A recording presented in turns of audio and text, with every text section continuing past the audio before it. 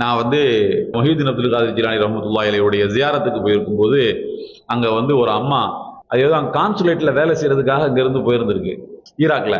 அவங்களுடைய கனவுல முஹியுத்தீன் அப்துல் காதிர் ஜிலானி ரஹ்மத்துல்லாஹி அலைஹி சொல்லியிருக்காங்க, நீ இந்த இடத்த விட்டு போகக்கூடாது. அந்த அம்மா வேலையை ரிசைன் பண்ணிட்டு கடைசி வரைக்கும் அவங்களுடைய தர்பார்லயே இருந்தது.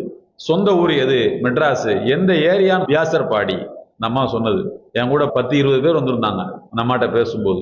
இஸ்லாத்தை ஏத்துக்கிட்டு நான் அங்கேயே தான் இருப்பேன், நான் போக மாட்டேன், வாங்கலாம் போகலாம், உத்தரவு வரல, இப்படிதான் சொல்லும், உத்தரவு வரல. இது எந்த கணக்குல நீங்க சேர்ப்பீங்க? தன் வாழ்க்கையே அர்ப்பணிக்குத ஒரு கனவுக்காக.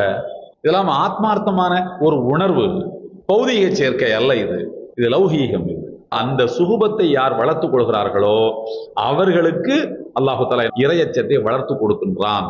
இறையச்சம் உள்ளவர்கள் மறுமை நாளில் சொர்க்கத்தில் இருக்கிறாங்க. அவர்கள் தான் இல்லாம நத்தல்லாஹி கல்பின் சலீம், சலாமத்தான இதயத்தோடு வரக்கூடியவர்கள்.